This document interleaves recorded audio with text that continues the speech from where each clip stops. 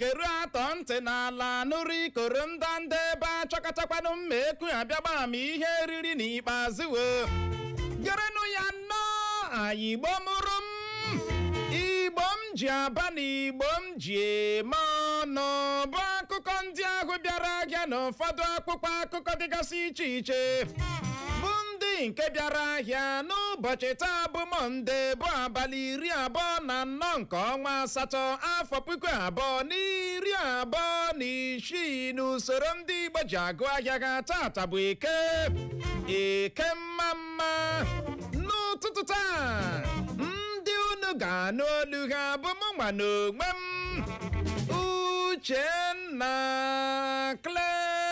Clever Godwin Ọnụha nwa gara mma ya zụziri nke ọma baba nkịtị n'onwe ya nwoke na-agba mbọ ka ike kwere ya mana nwada nwoke ọcha Clara anaghị ekwete na ana m agba mbọ odogbo nwoke dị na nwoke agwụgbo ka ekwete na ahụrụ Papa Ebube Clara nwoke ọcha na ebe a n'ụtụtụ a nwaanyị ọma ọ ga-adịrị mma tata na echi na-abịa abịa ụdara ji amị n'ọnwa Nọvemba ahụ nwaanyị ekwete na ahụrụ onye eze mkpọka Clara Nwambaise nnọọ igwe kelee ọha na eze, the floor is yours. Thank you. Ịgbalịala nwoke ọma. Igbo ndị ọma na asala chinetela olee otu unu mere. Asị m izu ụka ọhụrụ a mara unu mma ka onye chiri ya ziri ndị ọnụ. O wee bụrụ ya ịma echi na-abịa abịa ka etinyeghara ikpe anyị na nwoke ihi agwa.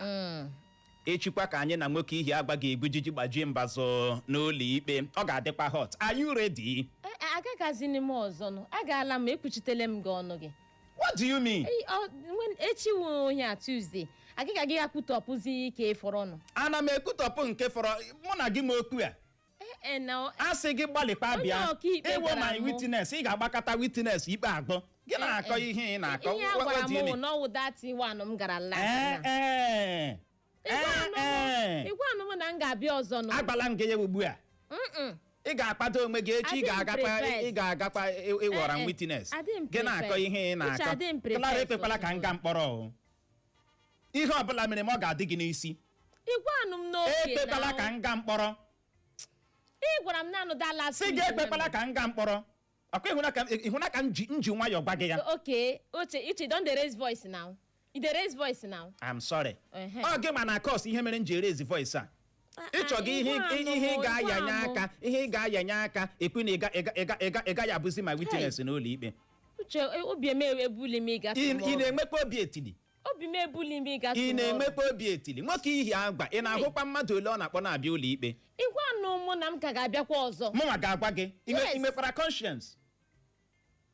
The last one anyị gara kpọọ naanị mụ na gị n'ụlọ ikpe. Ị hụkwara nwoke ụdịrị mmadụ nwoke ihi agwa gara ga yiri ha yara moto bịa ụlọ ikpe eju na mmadụ. Ị ga-ahapụ naanị m ka i yiri. Uche, aga m agakwa ebe a gasịwakwa ihe again. I put it to you. Ị ga-agbalị ihe i mere the last time. You know, mere m adị proud of you. Mee nwoke ihi agwa atahiri ọnụ. Gị ha naanị m. Aga m aga meet Mmeri the Slim Diva. Ka ọ gbazitu m olu. Gị jụtatụ ya some words ndị gaji use. Ọ bụ gị rie ebe ahụ si ọkụkọ ahụ dị gentle. Ọkụkọ na-adị gentle. Gị na-akọ ihe ị na-akọ. Dị redio. Ka mmanụ ihe m ga-eme ya. Echi. Ka ile ma ga-egbubi ikpe ahụ echi. Onye nwe anyị aga m agali ihe a. Che ka m mee nkwa ya. Ọ bụ ihe ị ga-ajụ onye nwe anyị na nzuzo. Ị gaghị ajụ ya na redio. O wee ebe anụ ka m na-ajụ ya onye nwe anyị ị ga-aga ya. Onye nwe anyị ekwuola okwu ị ga-aga ya. Ha na-akọ. Ka ọ dị Igbo mụrụ nze ma m ọzọ tupu anyị eme ka ị mara ya bụ isiokwu anyị ga-elebake n'anya n'ụtụtụ anyị chọrọ iji ohere a mee ka ị mara na o jezuru obodo nke ọnwa a ọ ga-ada kpọmkwem n'obodo Egbu dị na kansụl ime obodo Owerri North nke steeti Imo.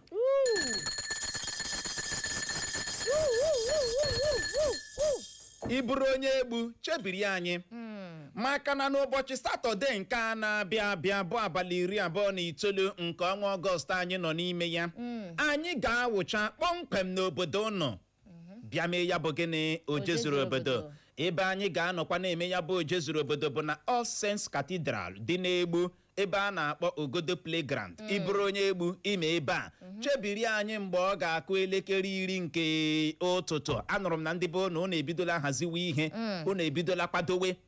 Gbalịkwanụ ọ dị oke mkpa. Cheta na onye mabutere ya bụ oje zuru obodo a mabutere 30,000 naira nakwa ọtụtụ ihe nrite ndị ọzọ so ya.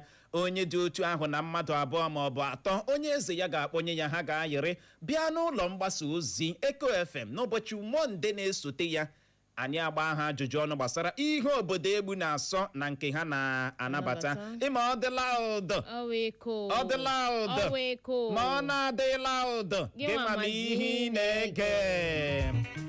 N'ụtụtụ a ime Igbo mụrụ nji atụ ilu si na ọ bụ mmiri gbọgịrị gbatara ka a na-eji esi ya. Anyị ga-eleba ya anya bụ isiokwu agbadoro okwu n'Okwu Atiku kwuru na ọ ga-eweghachi ego mkponye aka Fuel Subsidy ma o nweta mmeri dịka onyeisiala Naịjirịa n'afọ 2027 na-abịa nye ndị na-amaghị. Nke a bụ okwu na-eke achịcha ka ọ dị ugbu a n'obodo anyị bụ gịnị Naịjirịa. Maka na ozugbo Atiku pụtachara kpuo na ịhụrụ ọnwa nweta mmeri dịka onyeisiala Naịjirịa na ihe mbụ ọ ga-eme bụ iweghachi ego mkponye aka Fuel Subsidy Tinubu wepuru. O wee na-akọwa na Tinubu dịgodi 100 ma o nweta mmeri dịka onyeisiala Naịjirịa ha agaghị egbochi nwe ya eweghachila ya bụ ego mkponye aka Fuel Subsidy. Ajụọ ya sị atio ị na-eweghachikwa na ego mkponye aka Fuel Subsidy ya gịnị mere? Ya sị nrụrụ aka akarịala na ya na ọchịchị Tinubu dị ugbu a anaghị agba ndị Naịjirịa eziokwu gbasara ya bụ ego mkponye aka Fuel Subsidy. Na-asị ha na-enye na ya bụ Fuel Subsidy tu anaghị eke ya. Cherenụ ka nkọrọ na-abịa. Ozugbo ọkpụ okwu ahụ n'ọnụ ụlọ ọrụ onyeisiala akụsu ya si look at you. Rọwa nrọ Joseph the Dreamer. Ị ga-arọkata nrọ ọkwa onyeisiala Naịjirịa ahụ ị gaghịkwa na-anọ ya. N'okwu ahụ o kwuru gosiri na ọ maghị anya ọchịchị. N'okwu ahụ o kwuru bụ nnọọ iji gosi ndị Naịjirịa na ọ bụ onye ihu abụọ. O wee hypocrite. Look at you. Ihe awụ okwu na-eke achịcha ka ọ dị ugbu a n'etiti Atiku na ọchịchị dị ugbu a n'ala anyị. Mere anyị ji ajụ gị bụ onye na-ege ntị n'okwu gbasatara ego mkponye aka Fuel Subsidy a na-ekwu ekwu ya. Ị kwadoro Atiku na ya bụ okpukpo oku ọ na-akpọ ka eweghachie ya bụ ego mkponye aka Fuel Subsidy onyeisiala Tinubu wepụrụ. Tinubu n'aka nke ya ekwuola na ya bụ ego mkponye aka Fuel Subsidy o wepụrụ bụ ihe ọma kacha ihe ọma mere ndị Naịjirịa. Maka na kemgbe ọ batara n'ọkwa ọchịchị o nwebeghị steeti ga-ekwu na ọ gara aga gbaziri ego ma ọ bụ na ịkwụ ụgwọ ọnwa na-ara ya ahụ. Nke a wụ the best merela ndị Naịjirịa mana ụlọ ọrụ onyeisiala gọọmenti na ugbu a gọọmenti ọchịchị etiti na-aga mba ọzọ na-aga ebiri ego. Ọ bụrụ ma ndị gọvanọs ebiga ha ego mana ọchịchị etiti na-aga mba ọzọ na-aga ebiri ego. Ị nụtara maka Pennywise pamphlet? Nke ihe a na-achọ ịkọwara anyị. Onye rere nkịta zụta egbe. Otu ihe ntụpụ ka nọ n'ụlọ ya. Ya bụ ihe ntụpụ ka dị ebe a. Oh my God! Who is deceiving who? The more you look, the less you see. The more you look, the less you see. Obodo a bụ Naịjirịa akọwara gị ya. What is happening? Ewere aka nri nye gị, ewere aka ewere. Ọwụkwa nkwuru o. Mere anyị ji ajụ gị si n'okwu gbasatara ego mkponye aka Fuel Subsidy a na-ekwu okwu ya. Ị kwadoro Atiku na ya bụ okpukpo oku ọ na-akpọ ka eweghachie ya bụ ego mkponye aka Fuel Subsidy onyeisiala Tinubu wepụrụ.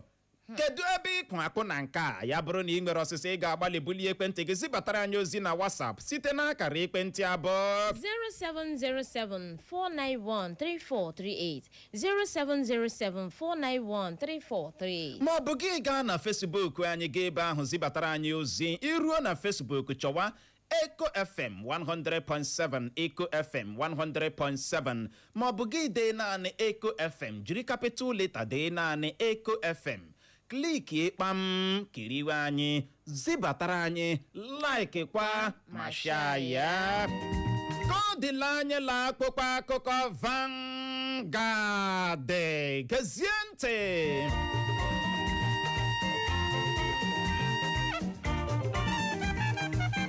Otu kansụl achụnta vootu onyeisiala Tinubu hiwere bụ ọgbọ ebe a na-atụtegharị nrụrụ aka Corruption Rehabilitation Center ka otu pati African Democratic Congress bụ ADC kwuru bụ akụkọ mbụ anyị hụrụ n'akwụkwọ akụkọ Vanguard. Na ya bụ otu akwụkwọ akụkọ Vanguard ka anyị hụkwara akụkọ a bụ nke kwuru na 2027 Adeleke bụ onye nke anyị, ọrụ m bụ inye ndị opposition ọbara mgbali elu ka Wike kwuru. Aka kparala otu agadi nwaanyị ọwụ dị afọ 101 years na steeti Ogun maka ire ọgwụ ike agbara n'akpụkpọ. Enweghị nchekwa, Naịjirịa ekwesịghị ịbụ ọgbọ ebe a na-egbu mmadụ ka Peter Obi kwuru bụ akụkọ ọzọ anyị hụrụ n'akwụkwọ akụkọ Vanguard. Na ya bụ otu akwụkwọ akụkọ Vanguard ka anyị hụkwara akụkọ a bụ nke kwuru na ego mkponye aka Fuel Subsidy a chọrọ iweghachi. Tinubu digode 100, ọ gaghị egbochi m iweghachi ya bụ ego mkponye aka Fuel Subsidy m kwuru na m ga-eweghachi ma nweta mmeri dịka onyeisiala Naịjirịa ka Atiku kwuru. 2027 gọvanọ Nwefọrọ ga-emeri ndị opposition na-agba ya ụkwụ ka Nwa Ebonyi kwuru bụ akụkọ ọzọ anyị hụrụ n'akwụkwọ akụkọ Vanguard. Na ya bụ otu akwụkwọ akụkọ Vanguard ka anyị hụkwara akụkọ a bụ nke kwuru na otu egwuregwu bọọlụ Barcelona ejirila ọkpụ goolu 5 a na-asataghị ọbụla dị otu ji kụjarie otu egwuregwu bọọlụ Eche na mmalite akụmbọọlụ La Liga ha. Ntuli aka elu gọvanọ steeti Ọshụn, mkpado Adeleke kpadoro Tinubu akụwasala amụma ndị opposition. Na ntuli aka elu afọ 2027 na-abịa abịa ka ụlọọrụ onyeisiala kwuru bụ akụkọ ọzọ anyị hụrụ n'akwụkwọ akụkọ Vanguard.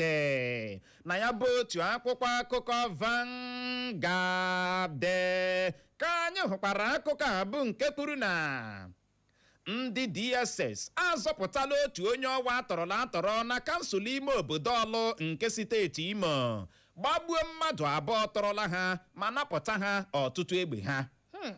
Ndị DSS kpachi ike niile ha agbalịala ọ dị egwu.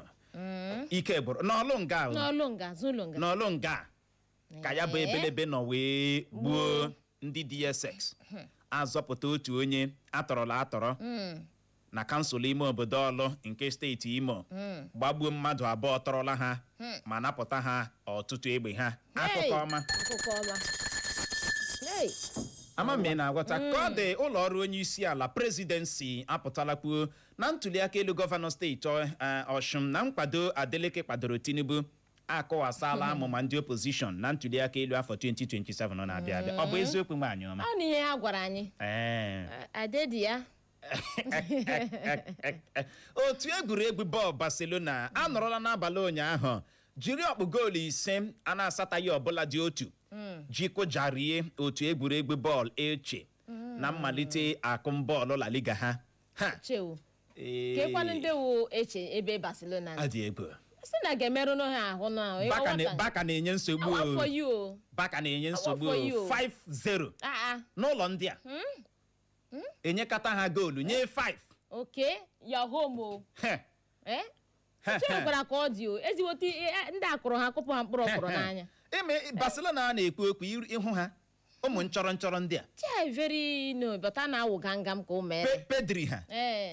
Lami Yamal na-agbabeghị azụ ọnụ ụmụ nchọrọ ndị Adeyemi ka akpọga ya gịnị. Very brief achọkọrịta ikpe ọnụ ndị. Okwu na-eme gwam na bọọlụ. Ọnụchi ihe ụmụaka na-agba. Look, a na-efe pasị ayara tupu ị na-aghọta ihe na-eme erule ha 18 ayọọla go. ihe a bụ mmeri rara Madrid ahụ imeri ọ dị ego nwaanyị ọma. Nwebonyi kwuru na ịhụrụ na afọ 27 na-abịa abịa na gọvanọ Nwefuru ga-enwetarịrị mmeri na enweghị ndị opposition party ga-eme ya na ọsọ ha gbaa ya ụkwụ elu gbaa ya ala. Anụkwara m na ya bụ nwa amadi na ọ dịkwakwa na akpatụ mkpamkpa na steeti Ebonyi. Ka anyị na-ele ya nọ ka anya ka anyị kpa na-ele ka ọ dị Atiku apụtala kwuo na Tinubu dịgodi 100 ọ gaghị egbochi ya iweghachi ya bụ ego mkponye aka Fuel Subsidy o kwuru na ọ ga-eweghachi ma o nweta mmeri dịka onyeisiala Naịjirịa 2027 ọkwa nke a na-abịa abịa ebelebe ga-egbukwa. Uche, how many months to go? Uche, nwaanyị ọma. Peter Obi apụtala kwuo na ịhụrụla anya bụ Naịjirịa kwesịrị iwe ogbe ebe a na-egbu mmadụ. Maka na Uche ejiri m aka na ihe o ji wee kwuo ihe awụ na ka esi akwafu ọbara n'ala anya ọ karịala nọ anya alụga ha agha mana ka ụbọchị ọbụla ka ị ga-anọ chere bifo a ga-akọchala akụkọ a na ị ga oke egbuola mmadụ onye nọrọ na amaghị ghọtara egbu ebe a ọ karịrị akwa na izuụka gara aga ka ndị ọkpọ ebe bịara nnọọ wụbata n'otu obodo na gbuo ihe ruru mmadụ 30 tụtụrụ ndị na-ahụra n'ụra. Uche ndị abaala ụra tụtụrụ ndị mmadụ otu aba n'ụlọ ga-akwụ aka ịpụta agbagbuo ihe niile gbogbogbogbogbogbo alụgakwa agha o. mana anyị dị ka ndị na-alụ agha aka akparala otu agadi nwaanyị ọbụ dị afọ 101 years na steeti Ogun, great grandmother 101 years ka ọ dị aka akparala ya na steeti Ogun. Gịnị ka o mere? Ọ gara na-ere ọgwụ ike agbara n'akpụkpọ ndị kedu ihe a na-akpọ ha NDLEA ụlọ ọrụ na-ebu ya megide ọgwụ ike apịnwụrụ ya ozugbo a nwụchiri ya hụ nnọọ na-ejichie ya o nwere ike ịmụ n'aka ha. onye anọzi n'ụwa ọlịlanụ aha ndị ahụ anabata ka a na-aya n'aka ebe agazie ga jidezie nwa ya nwaanyị si ya mgba bịa nyewa nkọwa kedu ka mama si bụrụ onye na-ere ọgwụ ike. Mama dị 101 years na-ere ọgwụ ike na steeti Ogun. Akpọrọzie nwaanyị akpọga ya ebe a ga-akụziere ya ọghọm dị n'ịṅụ na ire ọgwụ ike. Klara ihe na-eme at 101 years. Uche enwe ndị ga-ahụ gị isi mba ndị a ekwesịghị ịma ka a na-emere ha ebere si na ha alawala ụwa nka mana Uche enwekwara ka o si dị na agadi nwaanyị ma agadi nwoke kwesị nọ na-adụ ndị ọzọ ọdụ na-aga ide ha si ihe mbụ emere ihe a nwa m emere ya bụzi ndị ahụ ndị a na-edatizi ọha onyazi isi ya buru ya eburu ọkụwa si adị egwu ụwa tugbola m ama ndị a na-eze ọkụwa si adị egwu ụwa tugbuola m ama ndị a na-eze. Ọkwa ịhụ nwaanyị ugbu a gị si na ọwa agadi nwaanyị gị je sara ya ahụ ọtụtụ n'ime ha na-erecha egbe ịma anyị ji ekwu ya na ihe na-eme anyị mere gịnị si anyị n'aka mgbe ụfọdụ na anaghị aghọta ya. Ị gaa na Facebook anyị ga ịhụ nwaanyị a big time suppliers great grandmother 101 years lewenu na agadi nwaanyị na-ere ọgwụ ike asị gram ya ruchara 90 grams ejidere ya ọ na-ere n'akpụkpọ. Chinekili ka ị na-etu ewu nwa nwaanyị Uche 101 years ọ dị ego ka ọ dị otu kansụl achụnta vootu onyeisiala Tinubu hiwere bụ ọgbọ ebe a na-atụtegharị nrụrụ aka Corruption Rehabilitation Center. Kedu ndị kpụrụ ya? Otu pati African Democratic Congress. Somebody tie trouble. Tie trouble. Ọ dị ego ka ọ dị Igbo mụrụ nze ma ọzọ la anyị la akwụkwọ akụkọ Daily Post. Gezie ntị. Ọtụtụ ndị oyi ọha egwu terrorists atụfuola ndụ ha dịka ndị Boko Haram na ndị agha isi ekpom isi wapụ gbujiri ji ma gbajie mbazụ n'ime ọhịa Sambisa Forest bụ akụkọ mbụ anyị hụrụ n'akwụkwọ akụkọ Daily Post. Na ya bụ otu akwụkwọ akụkọ Daily Post ka anyị hụkwara akụkọ a bụ nke kwuru na ụjọ onye ọbụla na-atụ Tinubu dịka Dino Melaye kwuru n'ihi nhọpụta Tinubu họpụtara onwe ya dịka onye isi oche otu achụnta vootu nke ya nwa. nwa nwoke David Umahi bụ Osborn Nweze Umahi enwetala mmeri dịka onye isi oche ọhụrụ kansụl ime obodo Ọhazara nke steeti Ebonyi kpee mkpa na ọ gaghị eri ụgwọ ọnwa. Ihe jupụtara na ya bụ otu kansụl achụnta vootu onyeisiala Tinubu hiwere bụ ndị a na-enyo enyo ganyere aka na nrụrụ aka ka otu pati African Democratic Congress bụ ADC kwuru bụ akụkọ ọzọ anyị hụrụ n'akwụkwọ akụkọ Daily Post. Na ya bụ otu akwụkwọ akụkọ Daily Post ka anyị hụkwara akụkọ a bụ nke kwuru na onye enyemaka gọvanọ Okpebelo arịọla mgbaghara n'ihi iyi egwu o yiri Davido na ọ chọghị ịhụ ya na steeti Edo. Ahụ n'otu nwaanyị ọwa ebepụrụ isi n'otu obodo na steeti Adamawa bụ akụkọ na-ada azịgbakpa n'akwụkwọ akụkọ Daily Post. Na ya bụ otu akwụkwọ akụkọ Daily Post ka anyị hụkwara akụkọ a bụ nke kwuru na 2027 ndụ maramara n'ihu ụgbọ mpịtị n'azụ ị na-ebi bụ nnọọ mkparị nye ndị Naịjirịa. Ị ga-akụkwa n'afọ n'ala ka ụlọ ọrụ onyeisiala gbara Atiku. Anyị agaghị aga n'ihu na-agụ ọnụọgụ ndị mmadụ tụfuru ndụ ha ka Peter Obi gbara ọchịchị Tinubu n'ihi mwakpo ndị obu egbe wakporo steeti Benue, Plateau na steeti Niger na nso nso a.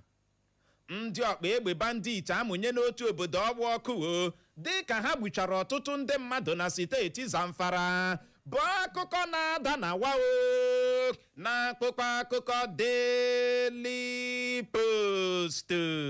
Na ya bụ otu akwụkwọ akụkọ Daily Post ka anyị hụkwara akụkọ a bụ nke kwuru na ntuli aka elu afọ 2027 ga-adị n'etiti ndị Naịjirịa a na-akpagbu na ndị na-akpagbu ha ka Kpamkpaso kwuru. 2027 ọsọkwa ụnụ ga-ahọrọ Elon Musk dịka onye Director General otu achụnta vootu ụnụ. Sọ ihe anyị ma bụ na anyị ga-eti ụnụ ịchaka na ntuli aka elu afọ 2027 ka otu pati MDC gbara otu pati APC. Ego mkponye aka Fuel Subsidy ọchịchị Tinubu wepụrụ akara na ndị Naịjirịa kpakpunye ha n'ụbịam. Onye nyere Tinubu ntụziaka enyeghị ya ezigbo ntụziaka ka Kenneth Okonkwo kwuru. Otu nwoke ọwa aha ya bụ Abubakar Abdullahi ejirila mma magbuo nwoke ibe ya na steeti Bauchi, ozu ya dọrọ bụ akụkọ na-ada na wao na akwụkwọ akụkọ Daily Post. Na ya bụ otu akwụkwọ akụkọ Daily Post ka anyị hụkwara akụkọ a bụ nke kwuru na ekwesịghị inwe ihe dịka ego mkponye aka Fuel Subsidy n'ala anyị bụ Naịjirịa ka Kenneth Okonkwo kwuru. Nke ọ na-asọpọtụ ọga ya nọ. Amamiwata. Ọ sụkatala ngere na nke ikpeazụ a. Ndị Naịjirịa si jemajedo oye Nollywood actor. Mana ọ dị egwu. With the look we know the watch. Ọkwa 2027 nka. Yes. Ịma asị ọ na-abụ amawa atụ ike. Ya dị ka ọ dị fa. Mana enwefe aka n'azụ ahụ ya. Ya bụrụ ka bụrụ ilu. O wee bụrụ ya. Otu nwoke ọwụ aha ya bụ Abubakar Abdullahi ejirila mma magbuo nwoke ibe ya na steeti Bauchi, ozu ya dọrọ. O nwere ike mgbe ha ka ga ihe asị ya ozuola ya ajụ. Tupu ị na-ama ihe na-eme na ebula nka cho mmadụ ajụ oyi. Ugbu a ahụ ga-ajụ ya oyi ka ọ dị nwaanyị ọma. Otu pati Nigeria Democratic Congress NDC pati Peter Obi apụtala gba otu pati APC n'ọsọkwa ha ga-ahọrọ Elon Musk dịka onye Director General otu achụnta vootu ha na ihe ha ga-eti ha na ntuli aka elu afọ 2027 bụ ịchaka. Elon Musk no follow for this thing. Ọ dị ego. Kpamkpaso n'aka nke ya apụtala kwuo na ntuli aka elu afọ 2027 ga-adị n'etiti ndị Naịjirịa na-akpagbu na ndị na-akpagbu ha. Ama mme na-aghọta na ya bụ ntuli aka elu ga-adị n'etiti ndị Naịjirịa na-akpagbu na ndị na-eme gịnị ndị na-akpagbu ha. uche ngwalewenu ndị ọkpa ebe bandit amụnye n'otu obodo ọkụ dịka ha gbuchara ọtụtụ ndị mmadụ na steeti Zamfara madị na akụ ịhụnụ ya anyị alụghị ọgụ mana dị ka ndị na-alụ akụ ịhụnụ ya ike gbọrọ ndụ mara n'ihu gbọmpịtị n'azụ a ị na-ebi bụ nnọọ mkparị nye ndị Naịjirịa ị ga-akụkwa n'afọ n'ala ka ụlọ ọrụ onye isi ala gwara Atiku egbe ọnụ ndị agbagadị nke ikpeazụ Atiku wo mara mma ihu abụọ mara n'ihu gbọmpịtị n'azụ Atiku ga-reply na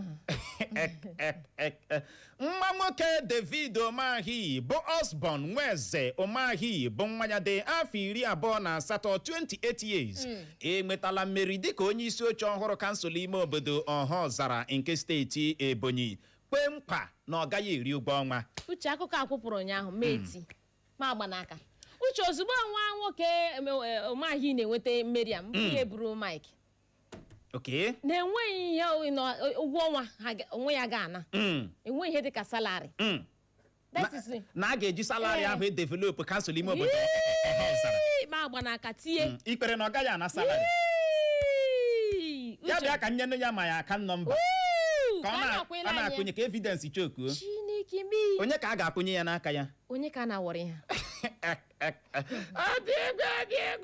ike gọrọ nwaanyị ọma ga n'ihu no go win ebe ji 100 million ji zụọ tiketi ka onye na-chalenji ya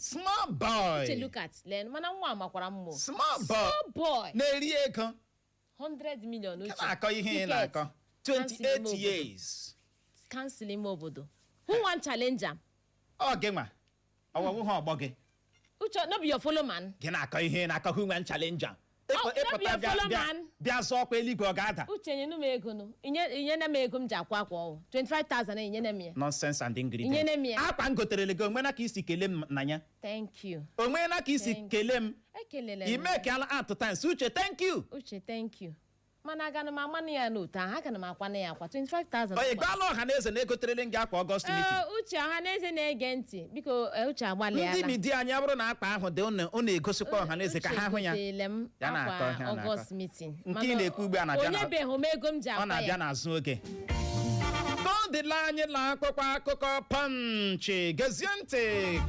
gọọmenti steeti Kogi amalitela ime nnyocha gbasara ezinụlọ mmadụ anọ bụ ndị akụkọ kọrọ na ha tụfuru ndụ ha dịka ha richara nri amala mba Iran agbagbuola otu nwoke wee boro ebubo nyerela mba Amerịka na mba Israel aka iji eze atapụ okpunnabụenyi nwere ike ọ gaghị enye gị ya bụ nchekwa ị chọrọ ka ndị ọkachamara kwuru bụ akụkọ na-adadịrịrị m na akwụkwọ akụkọ Punch na ya bụ otu akwụkwọ akụkọ Punch ka anyị hụkwara akụkọ a bụ nke kwuru na anaghị m achọ mgbe e nyere m ọkwa ọhụrụ tupu m enye Tinubu mmeri ka wike kwuru ndị agha ala anyị agbagbuola otu onye ntọrọ mmadụ na steeti Benue ma gaa aka ka egbe pịnwụrụkwa ndị ntọrọ mmadụ abụọ ọzọkwa ọchịchị etiti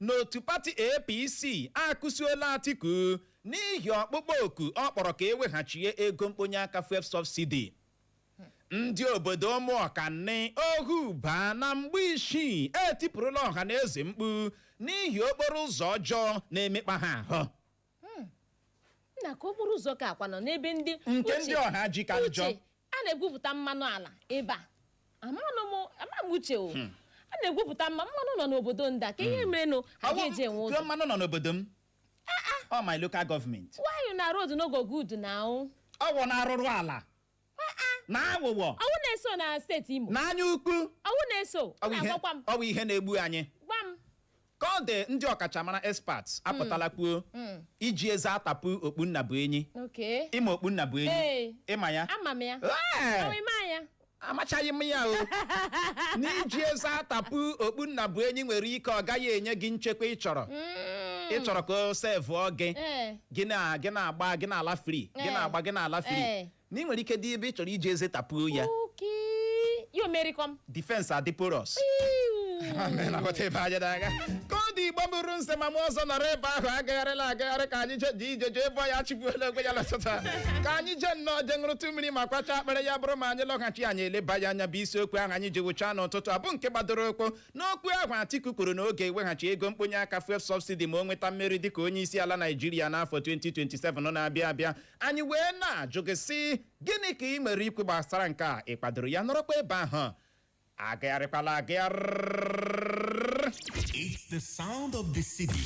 Echo 100.7. My people, this information now for men the way they get to urine problem. Whether na excess urination, to urinate they hard you they piss blood, your bladder know the whole piece, so tell you no get to peace of mind because of piece wahala. Go get Prostaline Herbal today. Before urine go disgrace man pikin for public, inside bus, market, workplace, churches, plus including sleepless night. Address now.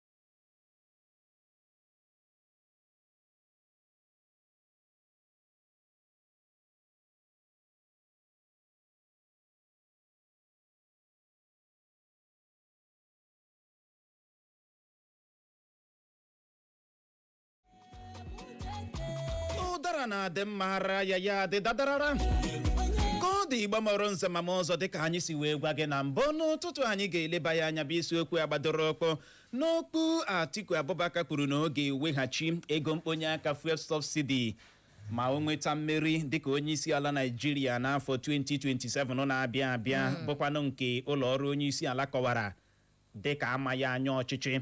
Ụlọọrụ onyeisiala kọwara Atiku dịka onye na-amaghị anya ọchịchị na ọ bụ mma ihu abụọ, ọ bụ nwoke maramara n'ihu gbọmpịtị n'azụ.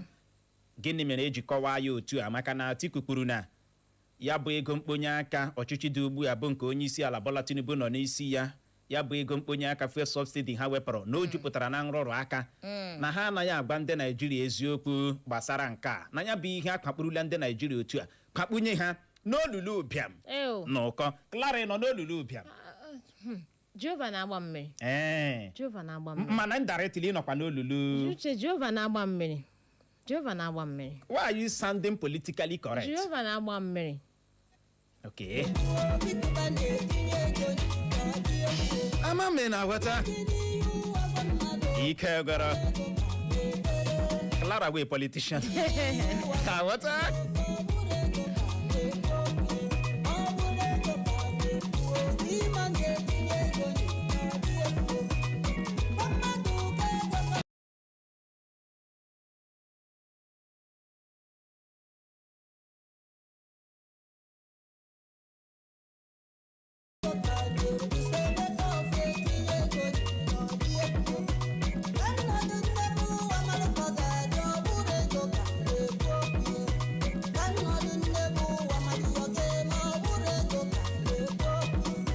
Ajụjụ anyị na-ajụ gị n'ụtụtụ ọ dị nkenke n'okwu gbasatara ego mkponye aka Fuel Subsidy a na-ekwu okwu ya kwadoro Atiku na ya bụ ọkpukpo oku ọ na-akpọ ka eweghachie ya bụ ego mkponye aka Fuel Subsidy onyeisiala Tinubu wepụrụ. Kedu ebe ịkwa akwụ na nke a ya bụrụ na ị mere ọsịsa? Ngwanụ bulie ekwentị gị kpọwa akara ekwentị ndị a bụ 0911-20,022 0911-20,022 ma bụkwanụ 0707 454-1014 0707-454-1014 ma ọ bụ gị zibatara anyị ozi na WhatsApp anyị ma ọ bụkwanụ na Facebook anyị. Nke ọbụla ị ga-eme n'ụtụtụ a gbalịa gbuo okwu gị nkenke. Ịbọlachi Uche Clever Clara Ịbọlachi nwoke ọma dika Eluchie Nwafọ Were West City of Progress anọ na mgbichi na-akpọ. Okay. Atiku baa ọ ga-emezu ihe ahụ o kwuru. Okay. Ọ bụrụgodị na o mezughị ihe ka anyị nwee olileanya n'ihi na anyị akpara ahụhụ. Chineke ga-abaa n'ime ihe baa n'obi ya emezu wepụga ahụhụ niile site na fuel ahụ anyị tara ahụ a na-eji ata anya ahụhụ. Chineke ga-emezu ya tinye n'obi ya ịbaba ya dịka o kwere nkwa ya mezuola enye dịka Eluchie agajirenu. Ya gazie dịka Eluchie Ịbọlachi. Ụtụtụ ọma dị na nwunye kachasị dị na nwunye ndị ọzọ ma na steeti Imo. Ndewo injinia. Uche otu mere. Anyị dị mma o. Ọ bụ injinia Frank Udeebele si ama Hausa Douglas na-akpọ. Uche ịma ihe gbasara dị Fuel Subsidy. Echere m na enwekwara ego esepụtara ezigbo ego nọ ya. Ịghọtara? Mana enwere ihe people kwesịrị ịjụ. Esepụtara ezigbo ego. Enwere onye ugbu former NNPC chairman eboro ebubo na oriri 210 trillion naira. Enwere 4 fake agencies ekeretụrụ. Ọkwa ego a ka eji afọndụ ha. Ịghọtara? So ego ahụ na-apụta ya na-aba na akụ individual. Ọ ya wụ ihe jọgburu onwe ya. Ọ naghị erute ndị a na-achị achị aka.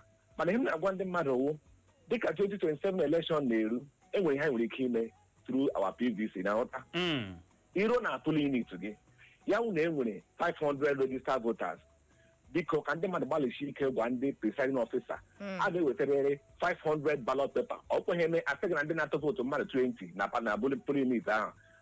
That means na ya na-ewetara ụnụ 1 roll ballot paper. Eweta 500 a atụgodo vootu ọwụ na mmadụ atọ ọtọcha vootu atọcha ya ewere big agbụchie the rest 497 fọrọ afọ iji mee ka ọ sọ maka na ọnwụ na-enwe reserve ọnwụ na anyị na-achị ụtọcha a na-agwa mpalọ bepa atọcha ihe a ga-eme ha aga ebe ha na-aga-eme wee dọda wọn gadị ha jụọ ya eme ha n'otu a ị ga ha ga-enweta the right candidate ụbọchị a mara nọmba ndị ewonu ya gazie Ịbọlachi. Uche God ụtụtụ ọma. ụtụtụ ọma gaa n'ihu ịnụ. Clara ka ime. Adị m mma o, ndewo. Ada jisie n'ike o. Ndewo. Aka onye wetara from Iriasa Egbe Oru West. Okay. Ada dịka ihe Atiku na-ekwu nwanne m nwoke onye ọbụla na-ekwu uche ya o. Okay.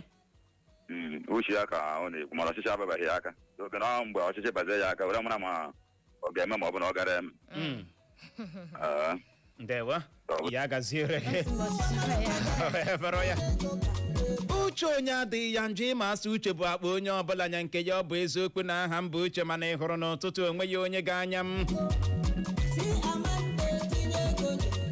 kode na Facebook anyị ozi ayaleva ikonne Shelley Kinsili ọ sị di na nwunye mbụ na Eko FM Uche na Clara unu na-eme nke ọma ọ sị Atiku ọkụọla nkwa n'ihu akpụkpọ site n'ihu o kwuru banyere ego mkponye aka mmanụ esiri na-esi ọkwa ya esi ịkwadoro ihe o kwuru mana iweghachi ego mkponye aka ahụ ọkwa ya ịkwadoro ihe o kwuru mana iweghachi ego mkponye aka ahụ ọ sị kama Atiku agaghị enweta mmeri ọbụla ọ sị kama Atiku agaghị enweta gịnị mmeri ọbụla ịgbalịala jirita asụsụ Igbo dee ya ka ọ dị anyị ahụla nke gị Chioma Ugochi ọ sị di na nwunye na anyị na-eme nkọ kedu ndị bụ di na nwunye Clara mụ na gị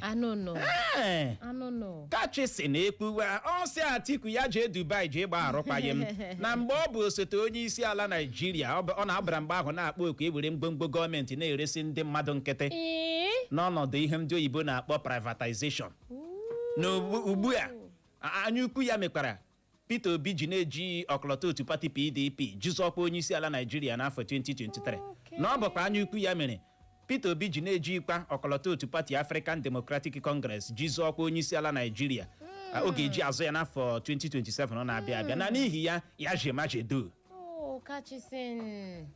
Angela Isiguzo ọ sị ekpesara ịjụ sị kedu onye madị afọ ole nwaanyị a bidoro nwaanyị ọ na-ekwu agadi nwaanyị ahụ dị 101 years o bidoro rewa ya bụ ọgwụ ike egbe Ruben Chukwudị ọsọ ụtụtụ ọma o ndewo ya gaziere gị n'ọka ọ dị Chinedu Obinna anyanwụ sọ ụtụtụ ọma my people na anyị amakakwa na anyị jisi ike n'ọrụ ọma anyị na-arụ anyị ahụ na nke gị Angus Okolo ọ sị di na nwunye ụtụtụ ọma n'isi Amanuke dị na kansụl ime obodo Ọka Nọtụ nke steeti Anambra na-ekiri anyị ya gaziere gị nọ wee bụrụ ya anyị ahụ na nke gị Godsi na-ebe ọsọ ụtụtụ ọma Radio Couples na anyị na-eme nke ọma anyị ahụ na nke gị n'ụtụtụ a Daddy Josie Ọgbakọ ọsọ o kwenyere na ya bụ ọkpụkpọ oku a na-akpọ ka eweghachi ego mkponye aka Fuel Subsidy na ọ bụ nke a butere ihu isi ike na ite ikikere eze anyị na-agabiga ugbu a na mwepụ ewepụrụ ya bụ uru ndị ndọrọ ndọrọ ọchịchị ọ bụghị uru ndị a na-achị achị ọ sị Papa Ebube na ngawala ụlọ ikpe n'ụbọchị echi na-abịa abịa mburu akpa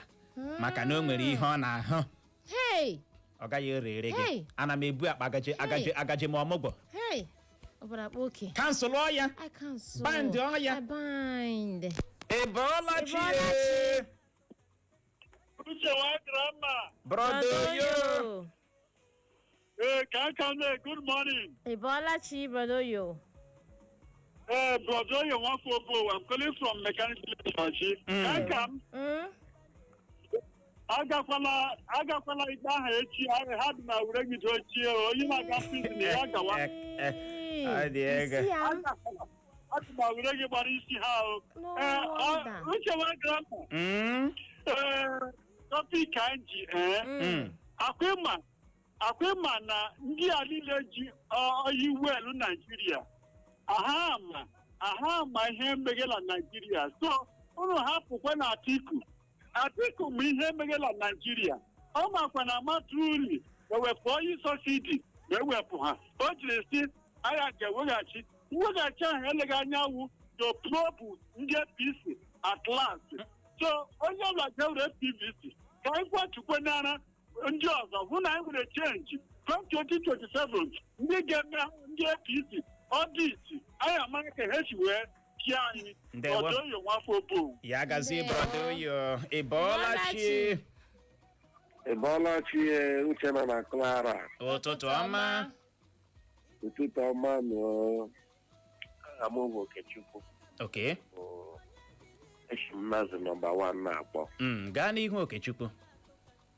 Okwu ahụ Atiku kwu n'oge ọ ga-ewechita mmanụ sọbsidi azụ nke wepụrụ ewepụ. Okwu agwa okwu political talk. Okay. Ọ wụtụ ha si ekwu mgbe ha chọrọ enyemaka mmadụ. Mana ha bụ ebe a na-ahụ echikarị ya. Even don't be surprised na ọchịchị Tinubu ga-akakwa ọchịchị Atiku mma. Atiku, Nigeria chekwa n'echiche inye Atiku ọchịchị ọbụla. Ọ gakwa mana nga na Peter Obi. Ọgwụ abụkọ ọnụ m chọrọ ikwu n'ụtụtụ a. Ndewo, ya gaziere gị. Nọ gaa n'ihu na Facebook anyị nwaanyị ọma. Na ozi nke si n'aka Cynthia Ibagwo, ọ sị n'obi atọgbuola ya ịhụ anyị na nke mbụ ka ya bụ izizi ịhụ anyị live. Ọ sị na Atiku bụ ọnkolo ya na ọ ga-achọ ka o nweta mmeri na ya bụ ntụliaka elu na gị n'afọ 2027 na-abịa abịa. N'aka si n'aka Amaka Patience, ọ chụchere na Clara ụtụtụ ọma. Ọ sị awo JMJ na ya sịkwana nekede na-ekele anyị asị anyị na ọ na-agụrụ anyị ọfụ izu ụka ọhụrụ dị mma na ọ hụrụ anyị n'anya. Ndewo ka anyị gakwa n'ọzọ na nke a si n'aka Kingsley. Ọ dịka uche werela ozi ya. Ọ dịka ewerela m ya. Mgbajisi ike were ihe otu were nke a si n'aka Angel White. Na nke a si n'aka Angel White ọ sị ụtụtụ ọma my people. Ọ sị n'ihe ọbụla ọ ga-ewe iji hụ na enwere mgbanwe na nsogbu adị mana na Atiku na ọwụ I cannot. Ịbọọlachi. Ụtụtụ ọma Ekwefem. Ndewo. Gideon Ọma Ịnya nwa Breze from amasịrị onye amasịrị in Ebonyi steeti na-akpọ. Ndewo nwoke ọma. O nwere ihe m chọrọ ikwu.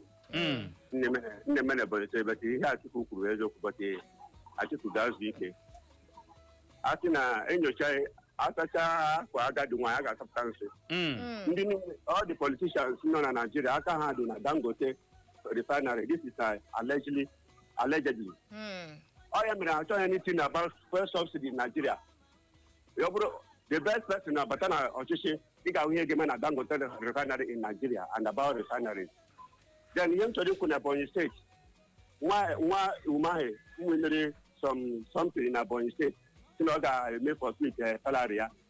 Ihe a rụrụ arụ. Umahi rụrụ siri as gọvanọ in Ebonyi steeti in refineries